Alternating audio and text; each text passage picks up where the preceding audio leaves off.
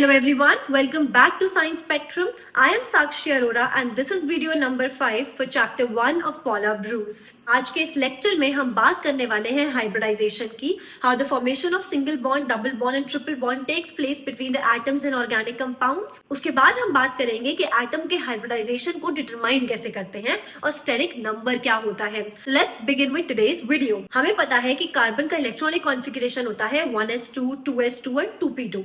अब नियॉन का कॉन्फ़िगरेशन है 1s2, 2s2, 2p6 which is actually the nearest noble gas to carbon.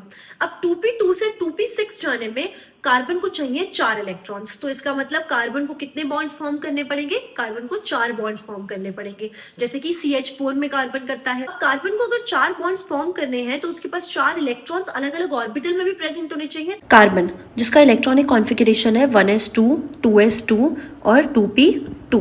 अब होता यह है कि इसका 2s का एक इलेक्ट्रॉन उठ के चला जाता है 2p में.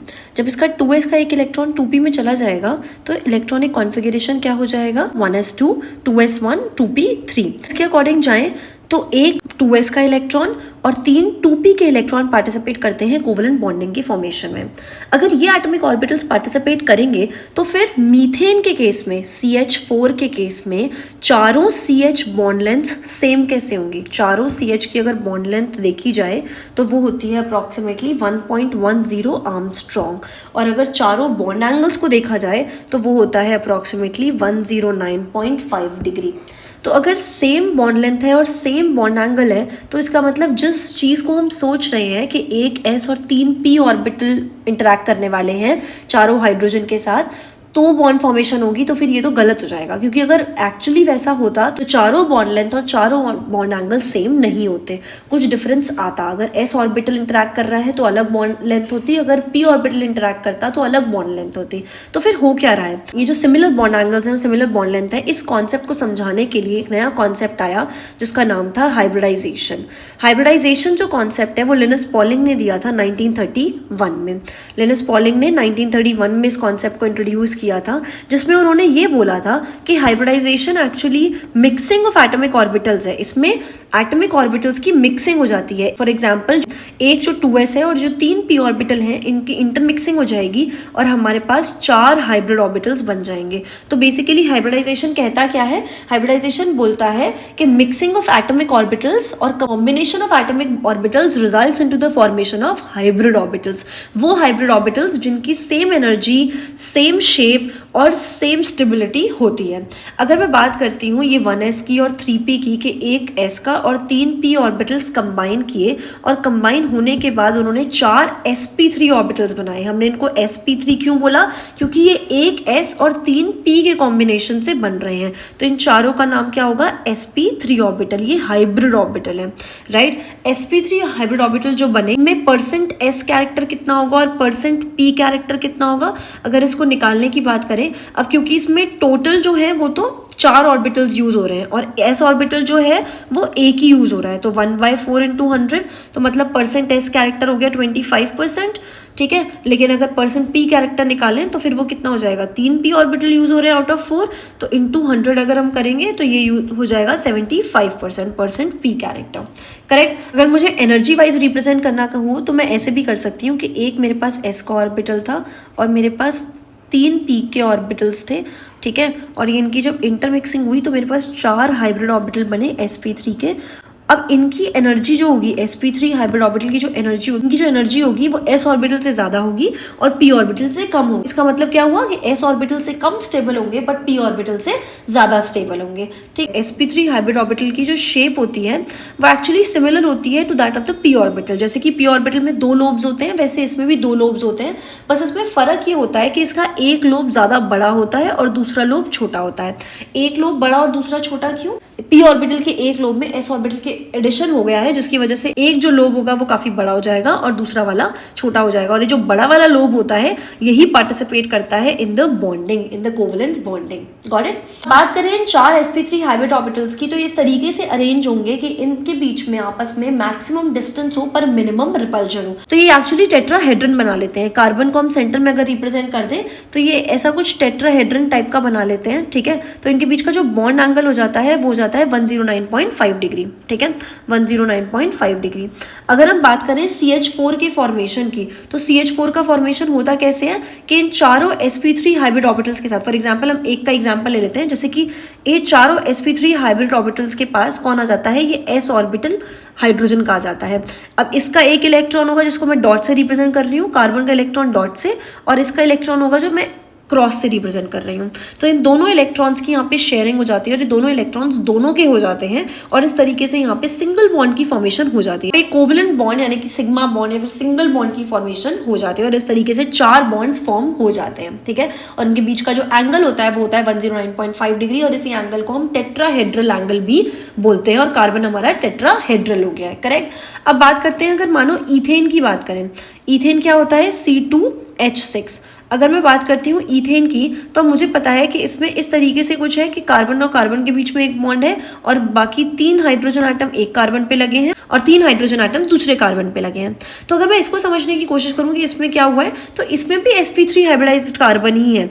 इसमें हुआ क्या है, दोनों कार्बन इसमें sp3 हाइब्रिडाइज्ड है, दोनों के 4 sp3 हाइब्रिड ऑर्बिटल्स बने हैं, ठीक है। अब बस वो बॉन्डिंग कैसे करना है वो हमें समझना है। ये एक जो पहला वाला कार्बन है इसका sp3 हाइब्रिड ऑर्बिटल, ये इस वाले कार्बन का एक sp3 हाइब्रिड ऑर्बिटल, तो एक तो ये बॉन्ड बन गया इनका, करेक्ट।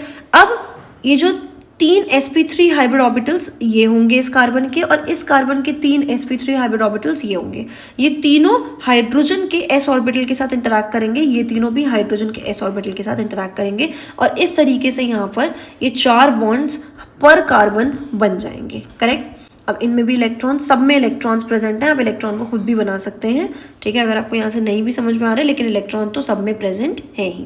तो बेसिकली अगर हम देखें तो इथेन में एक तो sp3 ओवरलैप हुआ है, ये जो कार्बन कार्बन बॉन्ड बना है ये sp3 ओवरलैप से बना है, पर जो बाकी के कार्बन हाइड्रोजन बॉन्ड्स बन रहे हैं ये sp3s ओवरलैप से बन रहे हैं, करेक्ट। और इथेन और मीथेन दोनों की बात कर लें तो वो दोनों के दोनों नॉन पोलर मॉलिक्यूल हैं। क्यों है नॉन पोलर मॉलिक्यूल, क्योंकि इथेन में भी और मीथेन में भी सिर्फ कार्बन और हाइड्रोजन के बॉन्ड्स हैं और कार्बन और हाइड्रोजन की इलेक्ट्रोनेगेटिविटी कंपैरेटिवली काफी सिमिलर होती है, जिसकी वजह से ये दोनों नॉन पोलर मॉलिक्यूल्स होते हैं। All single bonds in organic compounds are sigma bonds. जितने भी सिंगल बॉन्ड्स होते हैं ऑर्गेनिक कंपाउंड्स में वो सारे के सारे क्या होते हैं, सिग्मा बॉन्ड्स होते हैं। क्या होते हैं, सिग्मा बॉन्ड्स होते हैं, ठीक है। अब ये जो कार्बन कार्बन में sp3 ओवरलैप हुआ था, अगर मैं इसको मॉलिक्यूलर ऑर्बिटल से समझूं तो मैं ये बोल सकती हूँ कि एक sp3 एटॉमिक ऑर्बिटल है, ये दूसरा sp3 एटॉमिक ऑर्बिटल है। अगर ये मिलकर एक बॉन्डिंग मॉलिक्यूलर ऑर्बिटल बनाएंगे तो ये मिलकर एक एंटी बॉन्डिंग भी बनाएंगे, ठीक है। इसके पास भी एक इलेक्ट्रॉन था, इसके पास भी एक इलेक्ट्रॉन था, ये दोनों के बॉन्डिंग मॉलिक्यूलर ऑर्बिटल में इलेक्ट्रॉन आ गया लेकिन इनके एंटी बॉन्डिंग में नहीं गया। पर इसका मतलब ये नहीं है कि इनका एंटी बॉन्डिंग बना नहीं है, इनका सिग्मा स्टार भी एग्जिस्ट करेगा और इनका सिग्मा भी एग्जिस्ट करेगा। अब बात करते हैं डबल बॉन्ड की फॉर्मेशन की। एग्जाम्पल लेंगे इथीन का, which is CH2 double bond CH2। अब यहाँ है क्या, यहाँ कार्बन और कार्बन के बीच में सिर्फ एक सिंगल बॉन्ड नहीं है, यहाँ कार्बन और कार्बन के बीच में डबल बॉन्ड है। इसका मतलब एक तो ये सिग्मा बॉन्ड होगा क्योंकि सिंगल बॉन्ड तो सिग्मा होगा। अब ये जो दूसरा बॉन्ड बन रहा है हमें पता है 2 सिग्मा तो हो नहीं सकते दोनों एटम्स के बीच में, तो इसका मतलब ये पाई बॉन्ड होगा। अब अगर ये पाई बॉन्ड की फॉर्मेशन हो रही है तो ये basically side wise overlapping of orbitals की वजह से होती है। अगर साइड वाइज ओवरलैपिंग हो रही है ऑर्बिटल की तो इसका मतलब एक पी ऑर्बिटल जो होगा वो हमें ओवरलैपिंग के लिए छोड़ना पड़ेगा जिसमें साइड वाइज ओवरलैपिंग होगी, क्योंकि अगर इसमें भी sp3 हाइब्रिडाइजेशन हमने कर दिया तो मतलब 4 सिग्मा बॉन्ड्स बनेंगे, पर 4 सिग्मा बॉन्ड्स तो बन नहीं रहे हैं, एक तो पाई बन रहा है, तो इसका मतलब एक पी ऑर्बिटल इसमें अनहाइब्रिडाइज्ड रह जाएगा। बात समझ में आई। तो अब होगा ये कि एक ऐसा ऑर्बिटल और 2 पी ऑर्बिटल इसमें हाइब्रिडाइजेशन करेंगे और इसके बाद इसमें 3 हाइब्रिड ऑर्बिटल्स बनेंगे और तीनों का नाम होगा sp2 और एक जो p ऑर्बिटल बचा है वो अनहाइब्रिडाइज्ड रहेगा विद इट्स इलेक्ट्रॉन। इसमें %s कैरेक्टर हर sp2 में 33.33% होगा और %p character is around 66.66%, correct. अगर मैं एनर्जी वाइज भी बात करूं कि sp2 की एनर्जी s से ज्यादा होती है लेकिन p से कम होती है, लेकिन p ऑर्बिटल जो अनहाइब्रिडाइज्ड रहेगा उसकी एनर्जी तो उतनी ही रहेगी जितनी नॉर्मल p ऑर्बिटल की रहती है। ये डिजनरेट ऑर्बिटल्स बन गए, है ना। अब इनके पास एक एक इलेक्ट्रॉन है और इस पी ऑर्बिटल जो अनहाइब्रिडाइज्ड रह गया है उसके पास भी एक इलेक्ट्रॉन है। अब इलेक्ट्रॉन रिपल्जन को मिनिमाइज करने के लिए ये ऑर्बिटल्स इस तरीके से अरेंज होते हैं कि जैसे मान लो कोई इक्विलेटरल ट्राइंगल बना लिया हो with carbon nucleus at the centre. तो जो बॉन्ड एंगल होगा इसमें अप्रोक्सीमेटली 120 डिग्री का होगा। तो कार्बन होगा सेंटर में और इस तरीके से इक्विलेटरल ट्राइंगल की फॉर्म में ये तीनों sp2 ऑर्बिटल्स अरेंज हो जाएंगे। इनका जो बॉन्ड एंगल रहेगा वो होगा 120 डिग्री। होता है इसमें कि हर एक कार्बन एटम जो है वो 3 एटम से बॉन्डेड है जो कि एक प्लेन को डिफाइन कर रहे हैं। तो इसको हम ट्राइगोनल प्लेनर ज्योमेट्री भी बोलते हैं। क्या बोलते हैं? Trigonal planar. एक ही प्लेन में है पूरी ज्योमेट्री, तो ट्राइगोनल प्लेनर ज्योमेट्री हमारी हो जाती है। ठीक है। और जो अनहाइब्रिडाइज्ड पी ऑर्बिटल होगा वो परपेंडिकुलर होगा टू द प्लेन, वो परपेंडिकुलर होगा प्लेन के। ये अपना कार्बन है, ये इसका पी ऑर्बिटल है। ठीक है। ये इसका sp2, ये इसका sp2 और ये इसका sp2। ये अपना दूसरा कार्बन है, ये इसका sp2, ये इसका पी ऑर्बिटल है। ठीक है। ये इसका sp2 और ये इसका sp2। अब इस sp2 और इस sp2 से तो हाइड्रोजन इंटरैक्ट कर रहा है और यहाँ पे भी sp2 से हाइड्रोजन इंटरैक्ट कर रहा है। अब इस पी ऑर्बिटल में भी एक इलेक्ट्रॉन प्रेजेंट है, इसमें भी एक इलेक्ट्रॉन प्रेजेंट है और यहाँ पे होगी साइड वाइज ओवरलैपिंग। क्या होगी? Side wise overlapping. और यहाँ पे भी एक सिग्मा बॉन्ड बन जाएगा, यहाँ पे भी सिग्मा, यहाँ पे भी सिग्मा, यहाँ पे भी सिग्मा और यहाँ पे भी सिग्मा। ये सारे सिग्मा बॉन्ड्स बन जाएंगे और साइड वाइज ओवरलैपिंग की वजह से एक पाई बॉन्ड की फॉर्मेशन हो जाएगी। कार्बन कार्बन के बीच में एक सिग्मा और एक पाई बॉन्ड एग्जिस्ट करेगा। ये जो पाई बॉन्ड बन रहा है इसकी फॉर्मेशन के लिए दोनों पी ऑर्बिटल्स का पैरेलल होना एक दूसरे से बहुत जरूरी है। अगर दोनों पी ऑर्बिटल का पैरेलल होना जरूरी है तो इसका मतलब ये है कि सारे कार्बन और सारे हाइड्रोजन एटम्स एक ही प्लेन में एग्जिस्ट करेंगे। तो ये एक बहुत ही इंटरेस्टिंग चीज है कि ये सारे कार्बन और सारे हाइड्रोजन एटम सबके सब एक ही प्लेन में होंगे और जो पी ऑर्बिटल होगा ये पी ऑर्बिटल के परपेंडिकुलर होगा। इस तरीके से अगर मैं समझूं तो ये सब के सब एक प्लेन में होंगे और पी ऑर्बिटल जो होगा वो परपेंडिकुलर होगा। बात समझ में आ गई? जो इलेक्ट्रॉन डेंसिटी होगी ये above and below the plane हो जाएगी। इलेक्ट्रॉन डेंसिटी जो पाई बॉन्ड की वजह से इलेक्ट्रॉन डेंसिटी है that would be present above and below the plane. यहाँ पे कार्बन कार्बन के बीच में एक नहीं 2 बॉन्ड्स हो गए। ठीक है। हम पाई बॉन्ड की बात नहीं कर रहे, हम सिंगल और डबल बॉन्ड में कंपैरिजन कर रहे हैं। अगर हम इनको कंपेयर करेंगे तो हम ये देखेंगे कि जब कार्बन और कार्बन के बीच में सिंगल बॉन्ड बनता है, कार्बन और कार्बन के बीच में सिंगल बॉन्ड बनता है तो उस बॉन्ड को तोड़ने के लिए जो एनर्जी चाहिए होती है वो होती है 377 किलो जूल पर मोल। ठीक है। और इसकी जो बॉन्ड लेंथ होती है वो होती है 1.54 आर्मस्ट्रॉन्ग, 1.54 आर्मस्ट्रॉन्ग। अगर कार्बन कार्बन डबल बॉन्ड की बात की जाए तो इस बॉन्ड को तोड़ने के लिए जो हमें एनर्जी लगती है वो 728 किलो जूल पर मोल लगती है। ठीक है। लेकिन बॉन्ड लेंथ हो जाती है 1.33 आर्मस्ट्रॉन्ग। तो जैसे ही बॉन्ड लेंथ कम हुई बॉन्ड एंथैल्पी बढ़ गई। बॉन्ड लेंथ कम क्यों हो गई? क्योंकि अब यहाँ पे कार्बन और कार्बन के बीच में एक्चुअली 4 इलेक्ट्रॉन्स एग्जिस्ट कर रहे हैं, 2 नहीं एग्जिस्ट कर रहे हैं। ठीक है। यहाँ बात सिग्मा और पाई बॉन्ड के कंपैरिजन की नहीं हो रही है, यहाँ सिंगल और डबल बॉन्ड के कंपैरिजन की हो रही है। अगर मैं डायमंड की बात करूं तो डायमंड में सारे कार्बन एटम्स sp3 हाइब्रिडाइज्ड होते हैं, एक 3D नेटवर्क में अरेंज्ड होते हैं। ओके। और ये जो हर एक कार्बन एटम होगा वो 4 दूसरे कार्बन एटम से बॉन्डेड होता है। अगर मैं बात करूं ग्रेफाइट की तो ग्रेफाइट के केस में हर एक कार्बन एटम जो है वो sp2 हाइब्रिडाइज्ड होता है और हर एक sp2 हाइब्रिडाइज्ड कार्बन एटम एक ट्राइगोनल प्लेनर अरेंजमेंट में प्रेजेंट होता है, फ्लैट लेयर्ड शीट्स।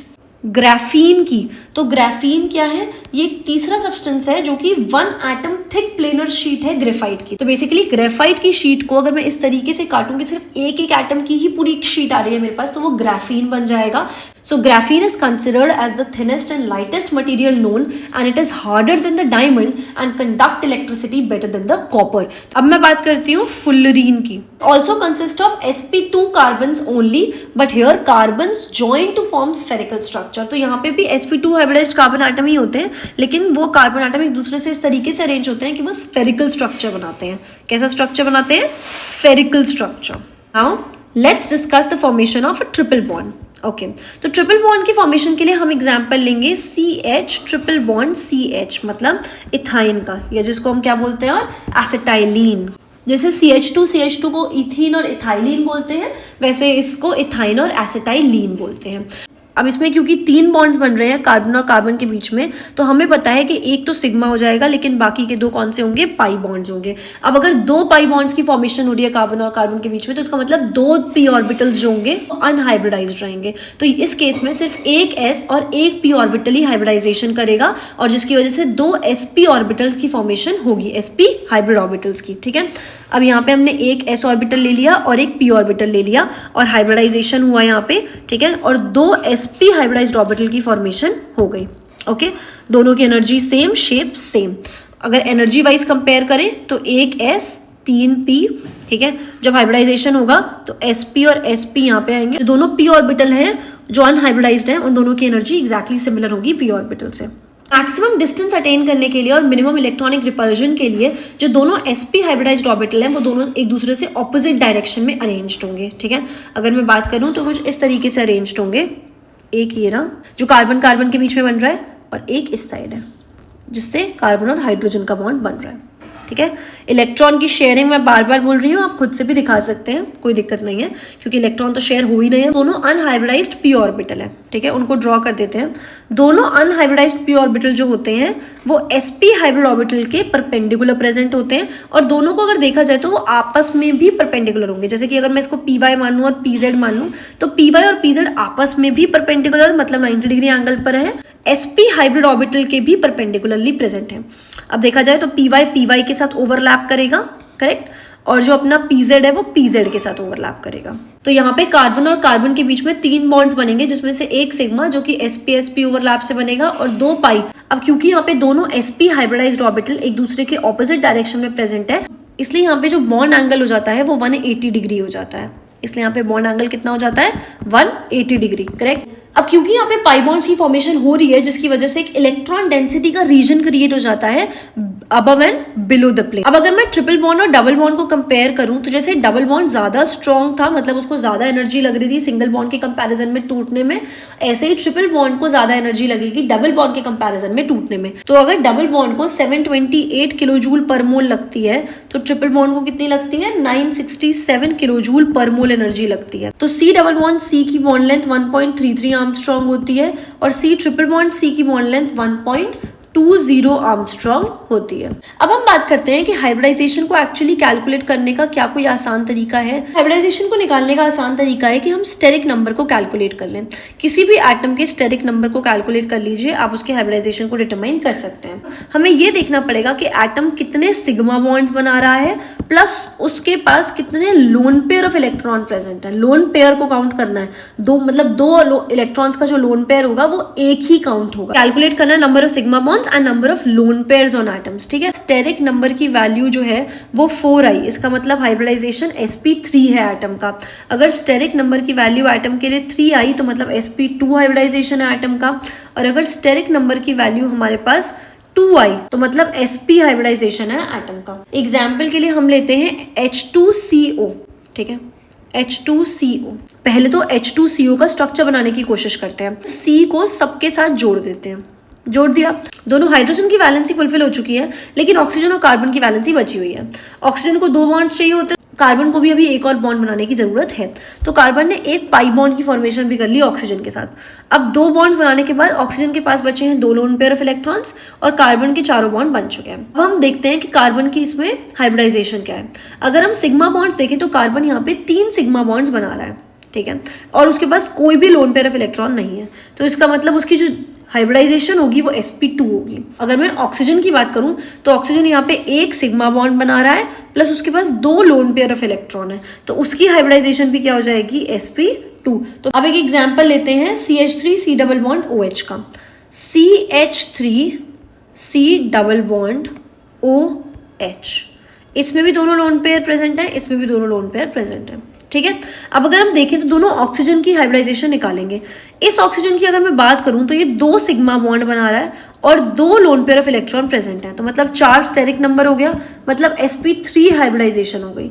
अगर मैं इस ऑक्सीजन की बात करूं तो ये एक ही सिग्मा बॉन्ड बना रहा है, दूसरा तो पाई होगा, और 2 लोन पेयर ऑफ इलेक्ट्रॉन है, मतलब इसकी हाइब्रिडाइजेशन sp2 हो गई। अगर मैं आपको बाकी एग्जांपल दूं, जैसे कि CCl4 में कार्बन की हाइब्रिडाइजेशन आपको निकालनी है, HCN में कार्बन की हाइब्रिडाइजेशन निकालनी है, NH3 में नाइट्रोजन की हाइब्रिडाइजेशन निकालनी है, CH3 पॉजिटिव इसमें कार्बन की हाइब्रिडाइजेशन निकालनी है। CH3 रेडिकल, तो इसमें कार्बन की हाइब्रिडाइजेशन निकालनी है। CH3 नेगेटिव, इसमें भी कार्बन की हाइब्रिडाइजेशन हमको निकालनी है। और इन सब की हाइब्रिडाइजेशन निकाल के आपको मुझे कमेंट्स में आंसर करना है कि कितनी कितनी आई है।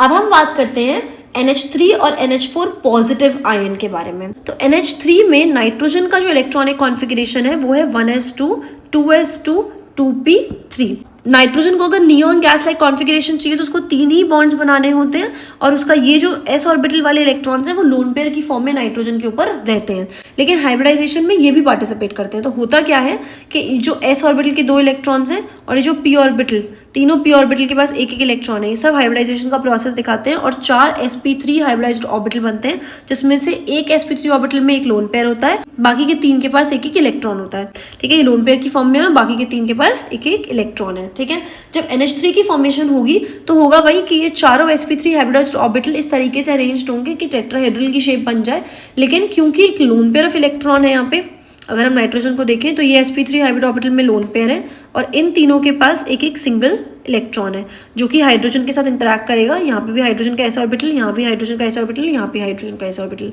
अब होता ये है कि बॉन्ड एंगल यहाँ पे भी 109.5 डिग्री बनना चाहिए था, पर ऐसा बनता नहीं है क्योंकि lone pair of electron present है। तो लोन पेयर ऑफ इलेक्ट्रॉन की वजह से लोन पेयर और बॉन्ड पेयर में बहुत ज्यादा रिपल्जन शुरू हो जाता है। लोन पेयर और बॉन्ड पेयर में बहुत ज्यादा रिपल्जन हो जाएगा तो ये जो बॉन्ड एंगल है वो डिक्रीज हो जाएगा, तो इसका बॉन्ड एंगल अप्रोक्सीमेटली 107.3 डिग्री होता है। लेकिन अगर मैं बात करती हूँ NH4 पॉजिटिव की, तो NH4 पॉजिटिव के केस में नाइट्रोजन के पास 4 बॉन्ड्स बन रहे हैं, 4 बॉन्ड्स बन रहे हैं और एक फॉर्मल पॉजिटिव चार्ज है, इसका मतलब उसके पास लोन पेयर ऑफ इलेक्ट्रॉन्स एक भी नहीं है।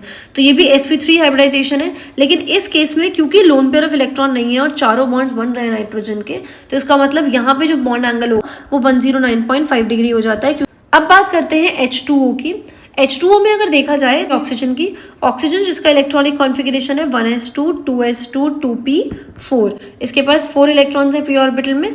तो अब ये 2s का जो इलेक्ट्रॉन पेयर है और ये जो 2p का एक इलेक्ट्रॉन पेयर है, दोनों ऑक्सीजन के ऊपर लोन पेयर बन के प्रेजेंट रहते हैं। हाइब्रिडाइजेशन में ये भी पार्टिसिपेट करेंगे, एक s ऑर्बिटल हो गया और अपने 3 p ऑर्बिटल हो गए और 4 हाइब्रिड ऑर्बिटल बने, और चारों की जो एनर्जी है वो s से ज्यादा होगी और p से कम होगी। 2 sp3 हाइब्रिड ऑर्बिटल में तो लोन पेयर ऑफ इलेक्ट्रॉन्स ही आ जाएंगे और बाकी दोनों में एक एक इलेक्ट्रॉन प्रेजेंट होगा। तो अब होगा क्या, ये है अपना ऑक्सीजन, ये इसके 4 sp3 हाइब्रिड ऑर्बिटल। ठीक है, अब इन दोनों में lone pair of electron present है, लोन पेयर और बॉन्ड पेयर में बहुत ज्यादा क्या आएगा, रिपल्जन होगा। रिपल्जन होगा तो जिसकी वजह से ये इसको यहाँ खींच, ये इसको यहाँ भेजेगा, ये भी इसको यहाँ भेजेगा, तो ये जो बॉन्ड एंगल है वो डिक्रीज हो जाएगा और ये अप्रोक्सीमेटली 104.5 डिग्री हो जाएगा। अब एक क्वेश्चन जो आपके दिमाग में आ सकता है कि जो लोन पेयर ऑफ इलेक्ट्रॉन्स हैं ये नॉर्मल p ऑर्बिटल या नॉर्मल s ऑर्बिटल में प्रेजेंट क्यों नहीं हो पा रहे हैं। अगर हम इसको समझने की कोशिश करें तो अगर lone pair of electrons p orbital के बीच में या फिर p और s ऑर्बिटल के बीच में प्रेजेंट होंगे तो उनको जो बॉन्ड एंगल मिलना है, उनको जो इलेक्ट्रॉन रिपल्जन मिनिमम चाहिए वो नहीं हो पाएगा, इसलिए वो हाइब्रिडाइजेशन दिखाते हैं जिससे एनर्जी कम हो जाती है ऑर्बिटल की, तो इलेक्ट्रॉन की कंपैरेटिवली स्टेबिलिटी बढ़ जाती है क्योंकि वो एक लोअर एनर्जी ऑर्बिटल में आ जाता है, और प्लस जो रिपल्जन होता है वो भी कम हो जाता है। अब हम बात करते हैं किसकी, HX की। HX मतलब हाइड्रोजन हैलाइड। अगर इनकी बात करें, ठीक है, तो X का कोई भी हाइड्रोजन ले लें, उसका जो इलेक्ट्रॉनिक कॉन्फ़िगरेशन है वो NS2NP5 रहता है। मान लो क्लोरीन की बात कर लेती हूँ, ठीक है, तो क्लोरीन का इलेक्ट्रॉनिक कॉन्फ़िगरेशन है 1s2 2s2 2p6 3s2 3p5, correct. अब इसके एक s ऑर्बिटल है और इसके पास 3 p ऑर्बिटल्स हैं, है ना। 3 एटॉमिक ऑर्बिटल्स के पास तो lone pair of electron he present है, सिर्फ एक एटॉमिक ऑर्बिटल ऐसा है, एक p ऑर्बिटल जिसके पास एक सिंगल इलेक्ट्रॉन प्रेजेंट है। हाइब्रिडाइजेशन होगा, अब 4 sp3 हाइब्रिडाइज्ड ऑर्बिटल बन जाएंगे और चारों में से 3 के पास तो लोन पेयर ऑफ इलेक्ट्रॉन होगा और एक के पास एक सिंगल इलेक्ट्रॉन होगा जो कि इंटरैक्ट करेगा हाइड्रोजन के s ऑर्बिटल के साथ और HX बॉन्ड की फॉर्मेशन हो जाएगी। तो अब बेसिकली अगर हम देखें तो फ्लोरीन, क्लोरीन, ब्रोमीन, आयोडीन, जिसमें से फ्लोरीन के पास 2p इंटरैक्ट कर रहा है, क्लोरीन का 3p इंटरैक्ट कर रहा है, ब्रोमीन का 4p इंटरैक्ट कर रहा है और इसका तो 5p, ठीक है। तो इनका साइज बढ़ रहा है, जैसे जैसे हैलोजन का साइज बढ़ रहा है तो एटॉमिक ऑर्बिटल का साइज बढ़ रहा है और जो हाइब्रिड ऑर्बिटल बनेगा इनका उसका भी साइज बढ़ेगा। अब जैसे जैसे हाइब्रिड ऑर्बिटल का साइज बढ़ेगा तो हाइब्रिड ऑर्बिटल का जो ओवरलैपिंग होगी s ऑर्बिटल के साथ वो भी इनइफेक्टिव होती जाएगी, मतलब वो भी थोड़ी कम इफेक्टिव होती जाएगी, जिसकी वजह से H और X का बॉन्ड वीक होता चला जाएगा। कि अगर मैं HF की बात करती हूँ तो HF का जो बॉन्ड एंथैल्पी है वो 571 किलोजूल पर मोल है और इसकी जो लेंथ है वो 0.917 आर्मस्ट्रॉन्ग है, ठीक है। अगर मैं बात करती हूँ HCl की, तो इसकी बॉन्ड एंथैल्पी है 432 किलो जूल पर मोल और इसकी जो बॉन्ड लेंथ है वो 1.275 आर्मस्ट्रॉन्ग है। अगर मैं बात करूं HBr की, तो इसकी जो बॉन्ड एंथैल्पी है वो 366 किलो जूल पर मोल है और इसकी जो बॉन्ड लेंथ है वो 1.415 आर्मस्ट्रॉन्ग है।